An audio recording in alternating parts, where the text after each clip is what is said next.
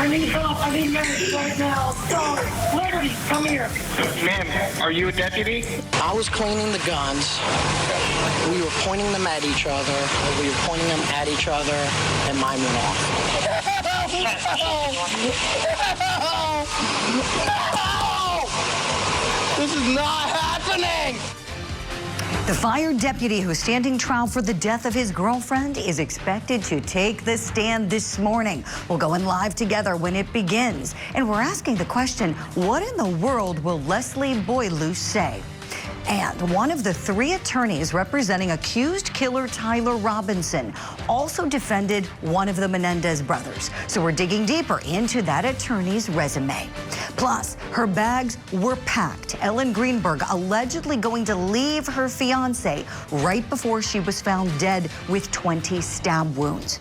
And we're spotlighting the teenager who was found inside of singer David's Tesla. So who was Celeste Rivas Hernandez? New videos coming to light about her apparently very troubled home life. It's all coming up next for you right here on Opening Statements.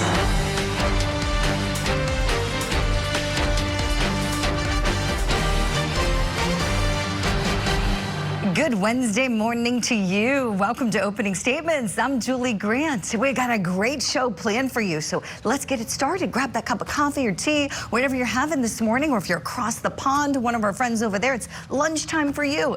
It's time for my opening statement. How in the world did he make it out of the academy? I'm talking about fired Florida Sheriff's Deputy Leslie Boileau, the guy on trial for the death of his girlfriend, Paulina Wright. According to Boileau, she was killed when he was giving her a firearms lesson after a night of margaritas. And during this lesson, defendant Boileau, who's supposed to be trained on firearm safety, breaks every single firearms safety rule there is. Rules like don't point at anything you don't intend to shoot. Assume that every firearm is loaded, and never handle your firearm when you're intoxicated. This yo-yo did the opposite of all of that. He told police that they were pointing the weapons at each other and dry firing them. Pointing them at each other and dry firing them. What's more, he didn't remember putting the magazine into his rifle, he told police. And how or why Paulina Wright got naked during this whole debacle, I have no idea. But what I do know is that what these two did was insane. Insane.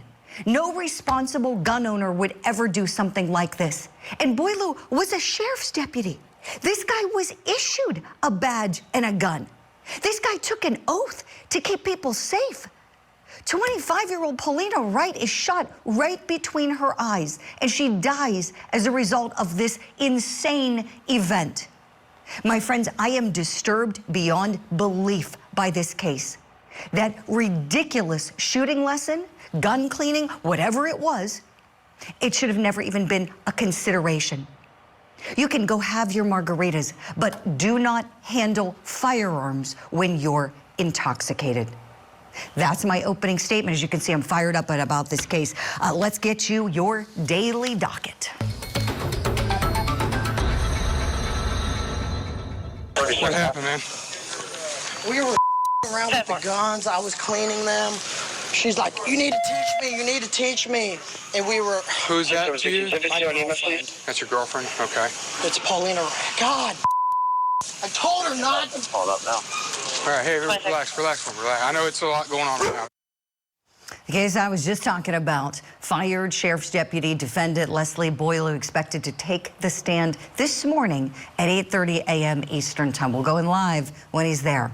And in Georgia, we've got a former state trooper convicted in a fatal crash that killed 2 teenagers. I know you're going to remember that trial. Well, he's facing sentencing this morning. Defendant A.J. Scott will be in court at 9 a.m. Eastern to learn his fate. And in Tennessee, we've got sentencing beginning for defendant Brandon Isabel, who was convicted for the deaths of his girlfriend Danielle and his 2-day-old baby Kennedy. That starts up at 11 a.m. Eastern Time. Right now, let's get you your top story as the defense team is shaping up for defendant Tyler Robinson. the man who's accused of killing conservative activist Charlie Kirk. Now, we're learning that one of Robinson's attorneys represented Lyle Menendez during his first criminal trial. Jury's back in the jury box. Now we'll have the beginning of the defense argument. Mr. Burt. Thank you, Your Honor.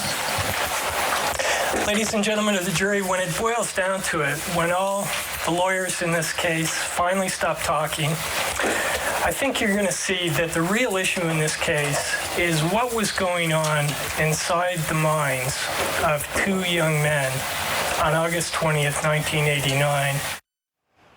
That's attorney Michael Burt delivering the closing arguments back in 1993 in the trial that ended in a mistrial. So that was trial number one for the brothers.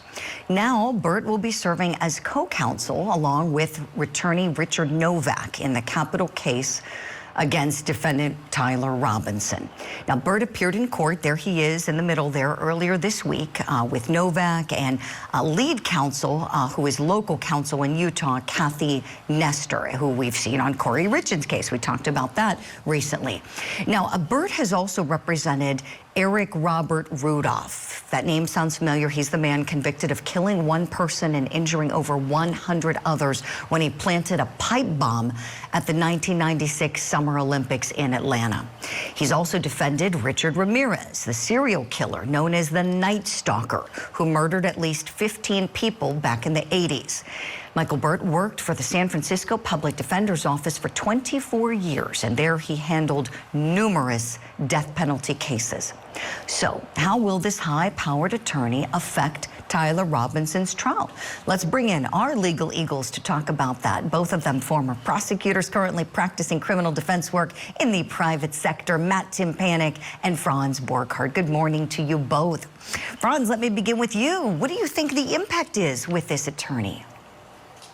So I think what you have is you have a very high stakes criminal prosecution, the highest stakes in our system, death penalty. And if you're going to do that to ensure everybody gets it right, you've got to have very competent and effective counsel. And this guy is that. He's a pro. He's handled these kind of cases before, in as much as I'm uncomfortable saying these kind of cases.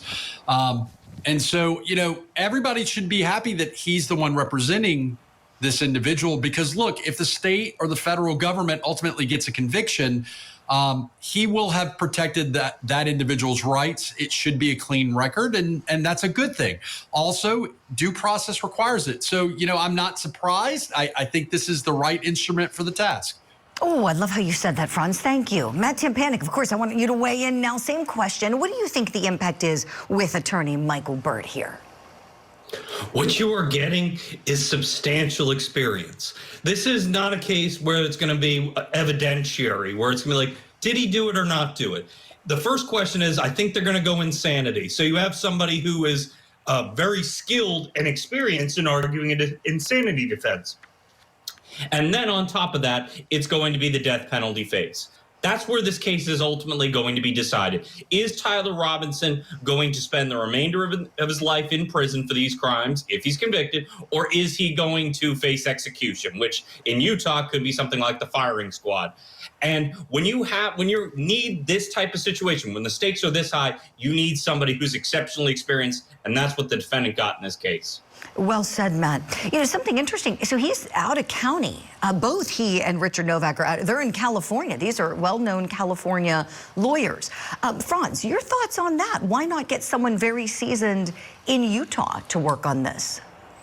So I would guess that part of it is the severity of the case. California is not exactly in Egypt compared to Utah, but that said, we don't know if these guys had contractual agreements with that county. We don't know if it was hey, we don't have the resources to defend this level. And look, to be clear, the defense of this guy is incredibly expensive, incredibly, the bandwidth is huge. So that county may not have the bandwidth to handle that. And it may just be, hey, we need to get somebody from the outside to do that. And that's why you have local counsel and you can bring outside people in to do it. This is a once in a lifetime kind of trial for a community, by the way. This is probably not something they've ever seen the likes of. The amount of witnesses, the amount of, and again, death penalty raises all the stakes. So I'm not shocked that they have an outsider, and this may just be something they do on a regular basis when they have these kind of cases. Interesting, Franz. So let's talk also about the fact that this is a court appointment. This was something that sparked a big discussion in our newsroom.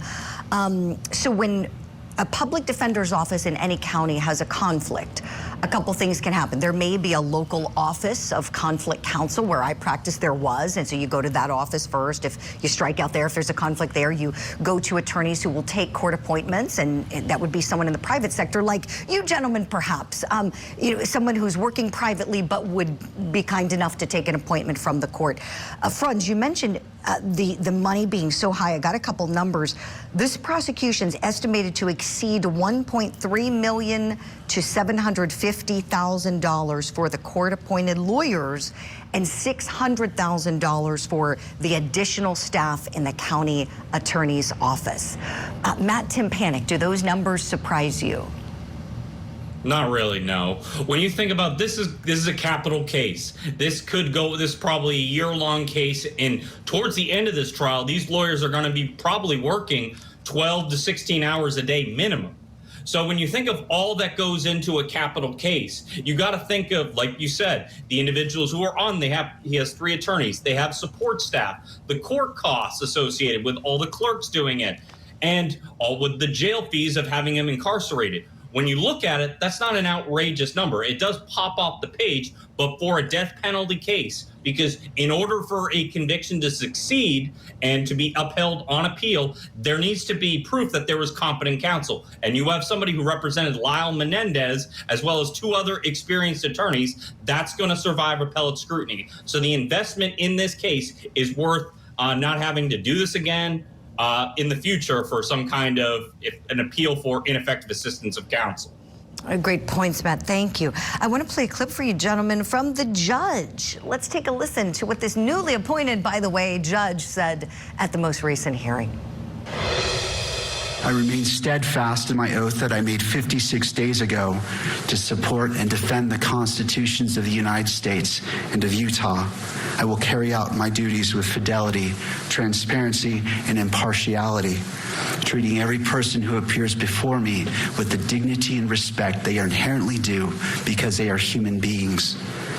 Let me be clear, I will not put my finger on the scale of justice. Oh, I like him. Franz, what do you think? Wow, what a statement. Well, it sounds good. I will tell you that it's often not the case that we have judges that have to talk about how fair they're going to be. And in fact, I hate to be this guy, Julie, but when we start having people making those kind of pronouncements, it kind of makes you feel like, wait, was that ever in question? Like, is he protesting too much? I like him. I think he is probably a fair and great guy. I don't like it when they have to make those kind of pronouncements in an open court, because it's like, dude, you don't have to tell us that. We assume that. You're a judge. You got the black robe on. You don't need to tell us that you're not going to put your finger on, like, and by the way, if you do act unfairly, guess what? We're all going to have to do this a second time. So I'm a little weirded out by that, Julie. I don't, maybe I'm off the page on this. It made me a little uncomfortable when I heard it. Okay, fair enough, Franz. Matt, your thoughts on the judge?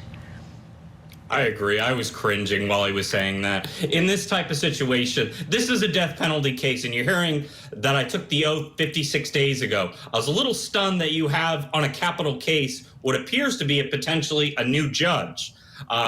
So when I heard that speech, I was just kind of like, that's to be expected. This doesn't need to be said.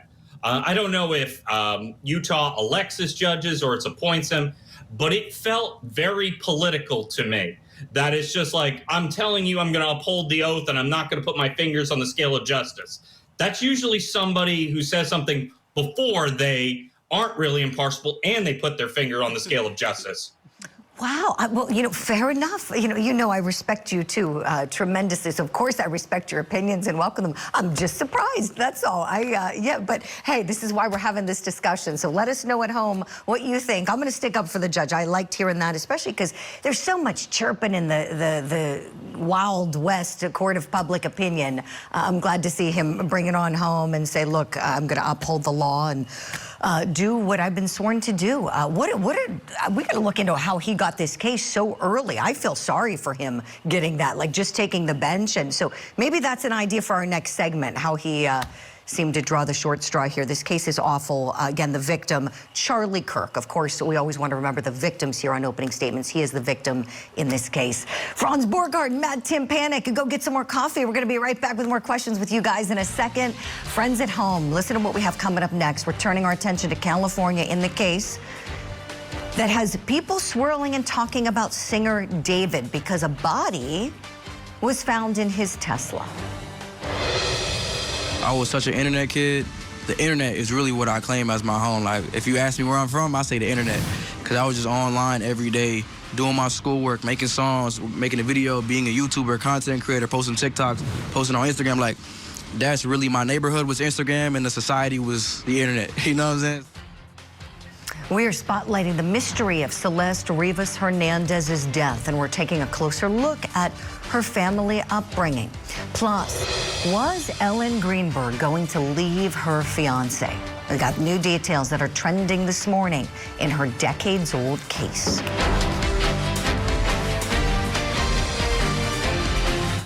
Covering the country's biggest trials before we bring you inside the courtroom. Plus, the true crime cases you want to know more about in our daily spotlight. Opening statements with Julie Grant. Mornings at 8/7 Central on Court TV. 4 dead students. None of it seemed to make any sense. He was evil. What devastation. All I can do is scream. Victim to Verdict with Ted Rowlands. New episode Saturday night, 8 Eastern and Pacific. Only on Court TV.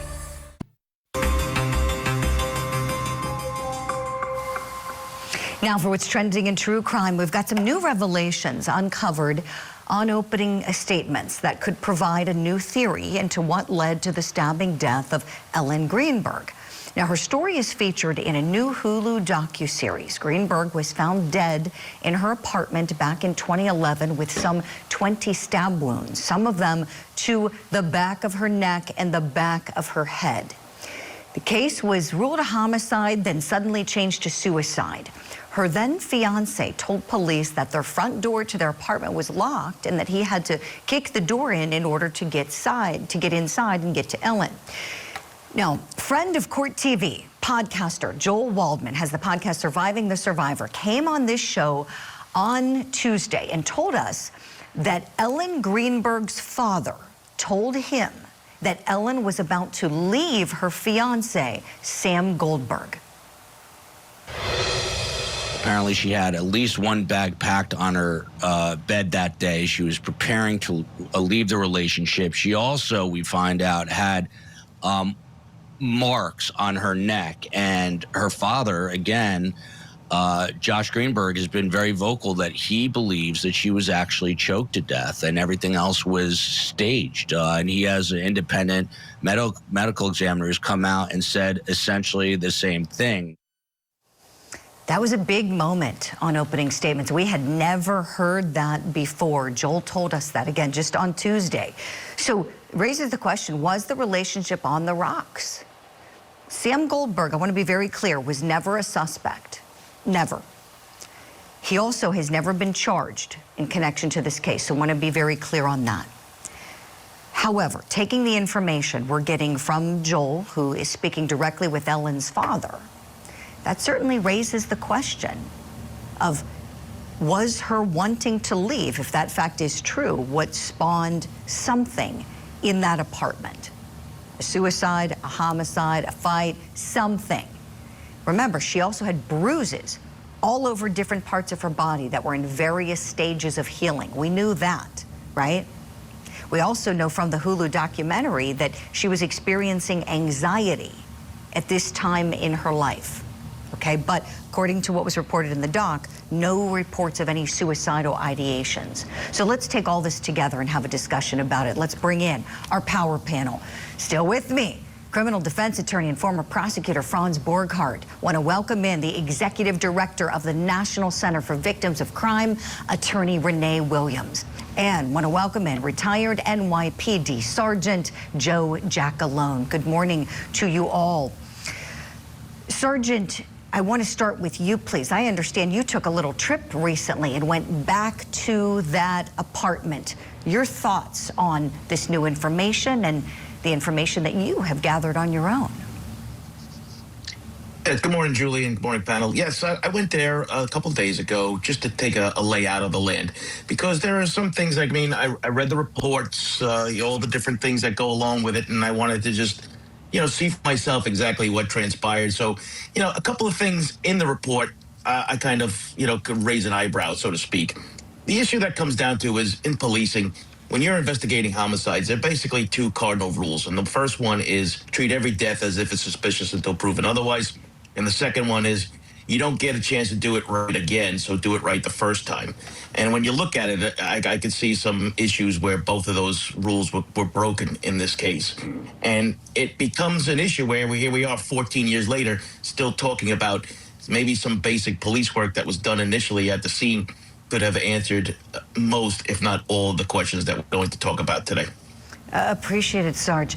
Renee, I want to go to you next, please. And if you would give us some information about victims generally when they're in abusive relationships and when they're preparing to leave and maybe giving indications like wanting to leave, like a bag that's open in a bedroom where someone could see it.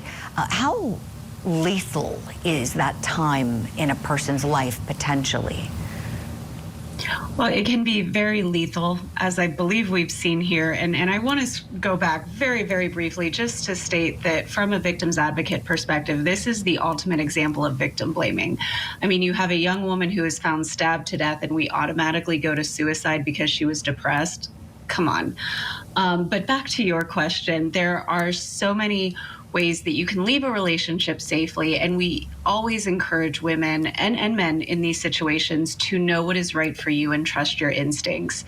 So the old wisdom and the old idea in the field was leave as soon as you can. We know that's not necessarily true now because you can put yourself in a more dangerous situation. So there are lots of amazing resources out there to do what we call safety planning to make sure that you are getting out of a situation safely.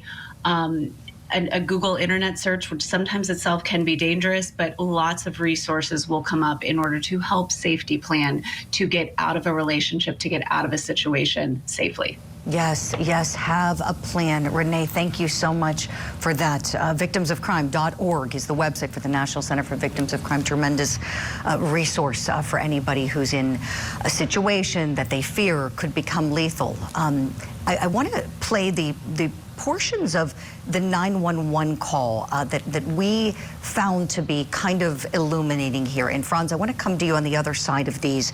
So again, this fiance at the time, Sam Goldberg, is the one who places the call. Again, he is saying that he had to break the door down in order to get in. Let's take a listen to some of what he said to the dispatcher. I went downstairs to go work out. I came back up. The door was latched.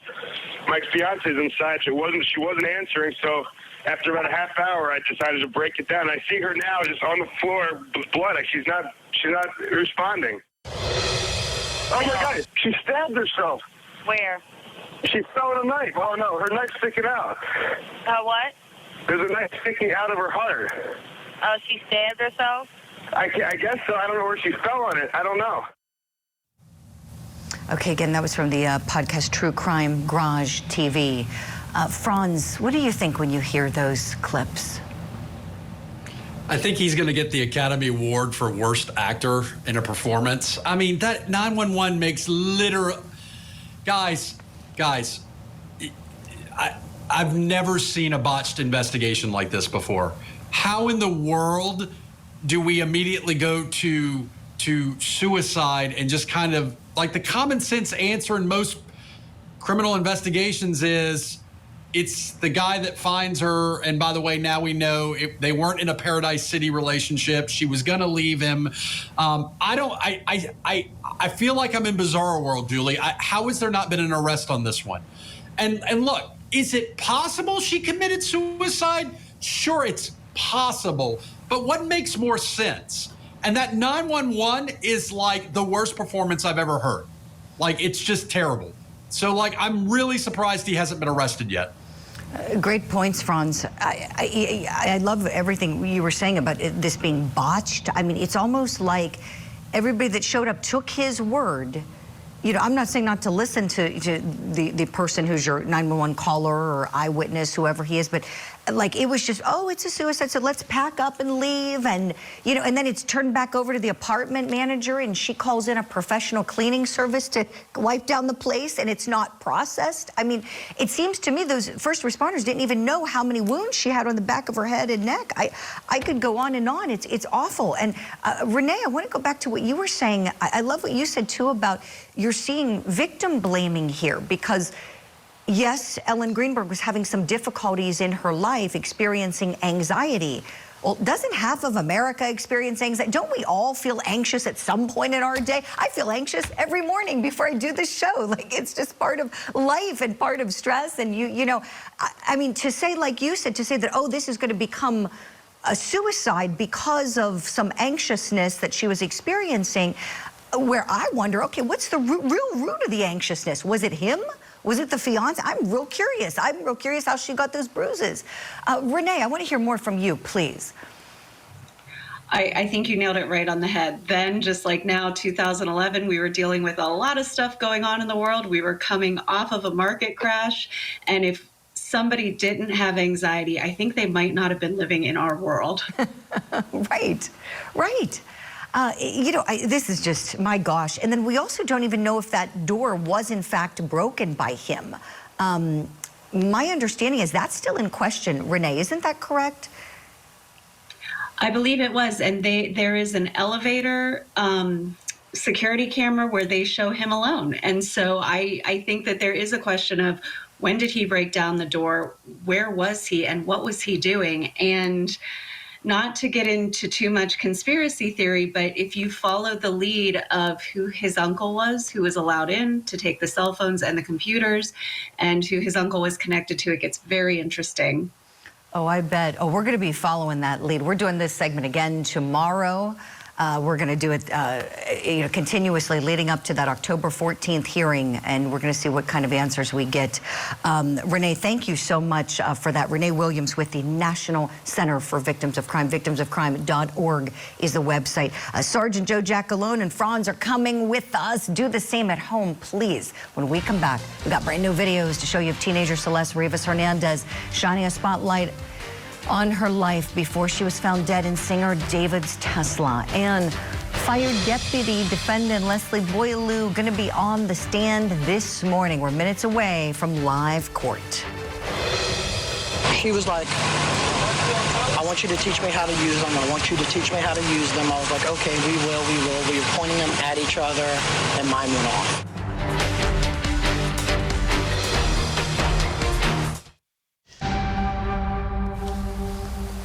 As the national headlines are focusing on singer David, this morning we're shining a spotlight on victim Celeste Rivas Hernandez, 3 weeks after her body was discovered in the trunk of singer David's Tesla. It remains unclear how she died, and police are uncertain if there's any criminal culpability for anything beyond the concealment of her body.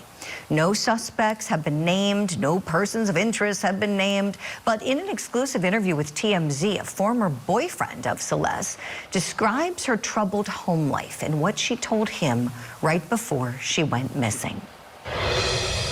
We were at PE, and she told me, my friend, that she was running away. And she said it was because of her parents, and she was like joking about it, and she was like happy, like joking like she always was, and like it didn't seem real because like she was like playing around, joking about it. And the next day she wasn't at school, and like that's the last time I saw her. So was there a troubled home life that she was experiencing? Why would she want to run away? Or wasn't there? Was the home life fine? Was she running to someone else? Let's talk about this. Let's bring in criminal defense attorney and former prosecutor Matt Timpanek and retired NYPD Sergeant Joe Giacalone. Sarge, what do you think, having dealt with a lot of runaways, missing kids cases? Your thoughts on this one? Yeah, there's always a nexus about why sometimes these kids leave. I mean, she got caught up, in the limelight too, right? So she's friends with this David guy. He's a famous internet singer and all the other things that go along with it. He's doing national tours, and I think there's just a general kind of likeness to go towards that route. Especially when you're a young, impressionable girl. So I mean, there's a lot of different things that go on. We don't know really anything that's really going on in the home, but listen, there are plenty of issues. The reason why kids would run away, and variety of them tend to go by things or problems at home.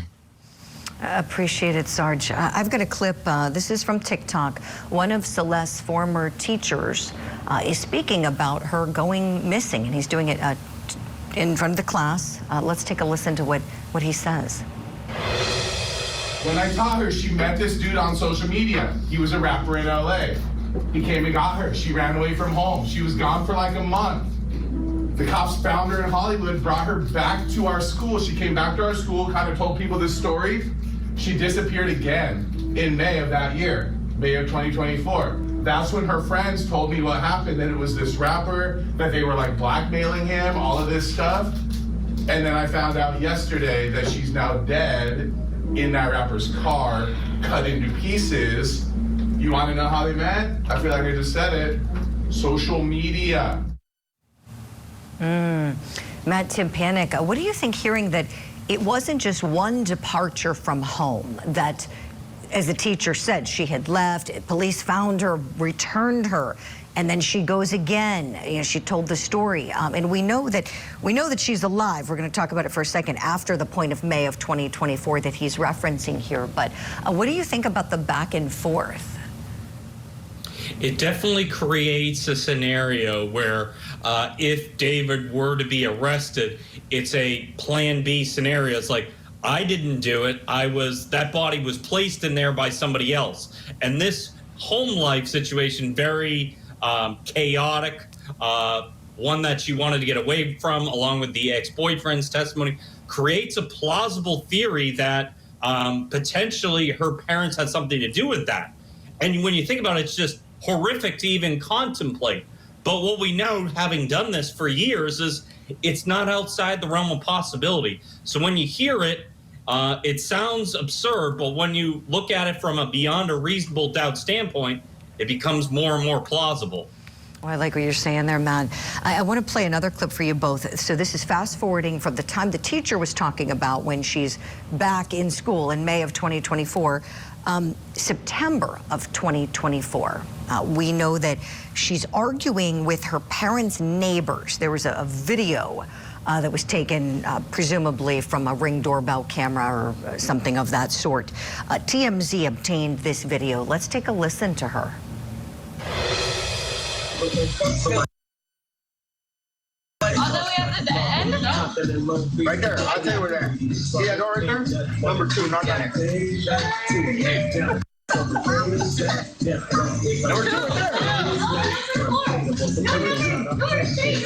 Let me talk real quick, okay? You gonna let me talk? I ain't gonna let you talk. No, you ain't gonna let me talk. Why you not gonna let me talk? You tripping. I ain't tripping. Nah, you tripping. How about you ain't tripping? You gonna let a woman talk? Oh, what do you think of that? She's not afraid to speak her mind and yelling at these neighbors. Joe Giacalone, your thoughts? Yeah, I mean, listen, I worked in New York City for a long time, and, you see situations like this go up all the time. And, yes, so she's angry, she's talking.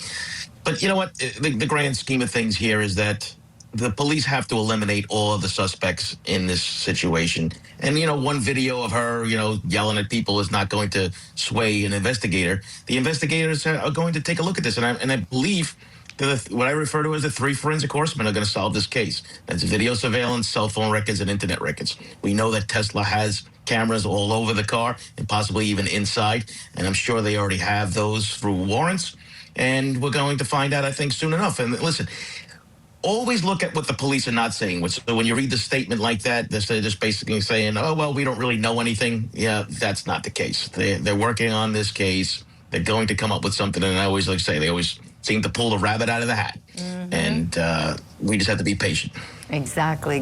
Yeah, you know, I learned that a long time ago when I was a young reporter in Ohio, and I learned that they're always 3 steps ahead of what they let you know in the public and in the media of where they are with the case, and for a good reason. We want to make sure they're doing things right.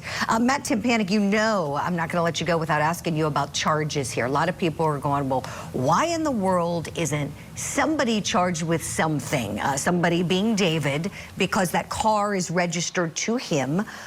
Also, because it seems that many friends, TMZ has spoken to many friends of David's who have said that they knew he and Celeste to be a couple and had seen them together in this romantic relationship when we know she was way underage, like maybe 12 or 13 when she met this guy. What do you think about the fact that no charges, even for that at this point? Well, remember, whenever you charge somebody, you do that understanding you're not going to get any further cooperation. So if he was charged with some kind of sexually based offense, then when they're going to try to actually solve the murder case, they're not going to get any from him. His attorney's not going to allow him to speak whatsoever. So by the act of not charging somebody, you open the possibility that he can be cooperative, whether that's help you solve the case or help him actually implicate yourself. Like the sergeant was saying, it's like you need to be able to build your case first before you can go on it. And I think that if they were to charge him with something, any cooperation would be eliminated. Excellent points. Attorney Matt Timpanik, thank you so very much. Appreciate you. You got to get off to court. You got cases to win. We'll see you soon, my friend. Sergeant Joe Giacalone's coming with us. Here's what's next on opening statements. We're talking about fired Sheriff's Deputy Leslie Boileau. This guy is taking the stand this morning. So will that tip the scales of justice? We'll talk about that next.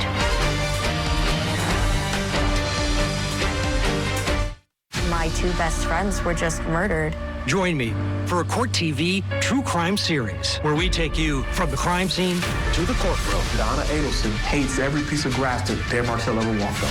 It's something that'll haunt all of us forever. It always seemed like he was covering or deceiving. This was a whole different level. Victim to Verdict with Ted Rowlands. New episode Saturday night, 8 Eastern and Pacific. Only on Court TV.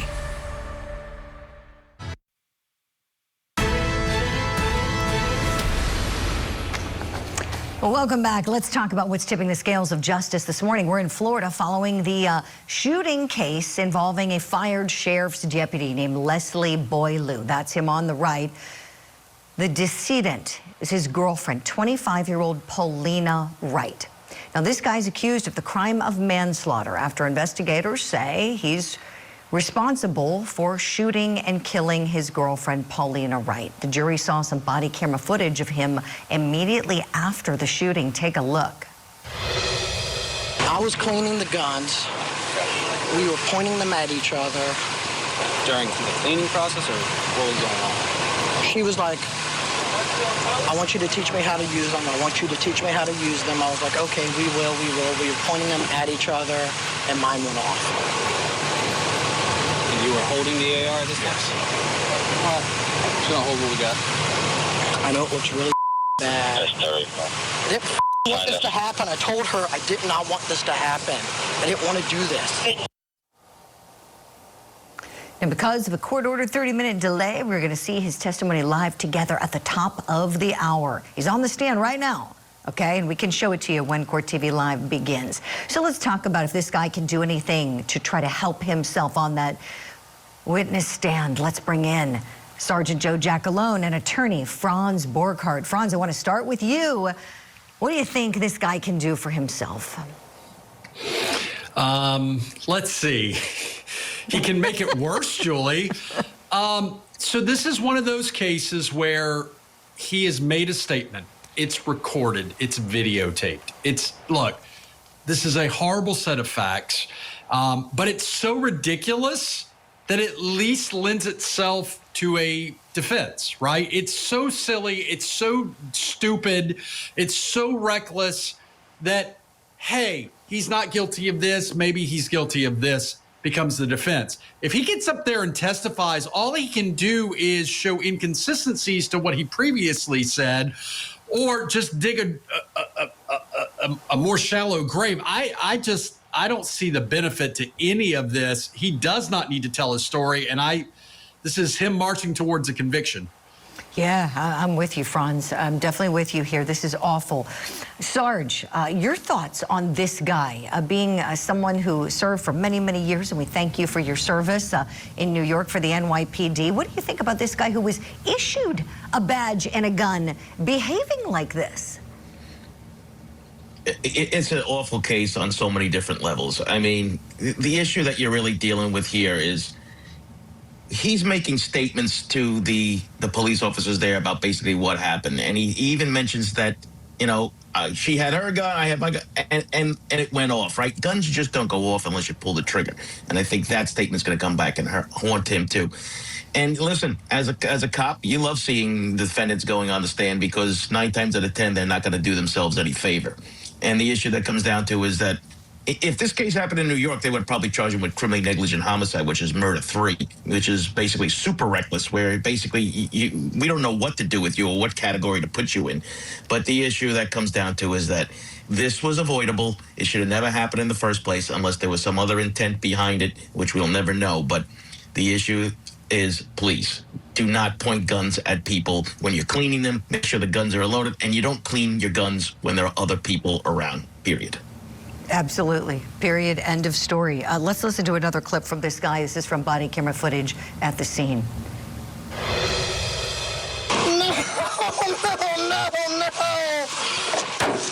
No!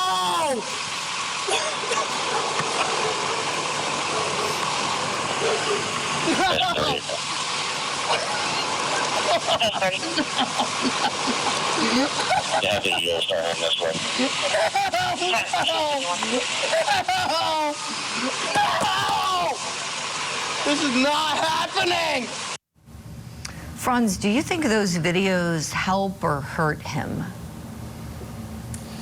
Continuing on our theme of worst performances in a police investigation, look, was he drunk? I mean, that's a fact I don't know that has been well established. If he was drunk, I mean, was that sincere? It didn't feel sincere. Maybe I'm dead inside, Julie. I don't know. That just didn't seem good to me.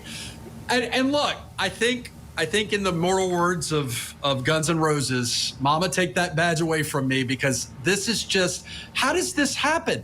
How does this happen? And look, I understand that there's different calibers, no pun intended, there's different calibers of law enforcement and police officers.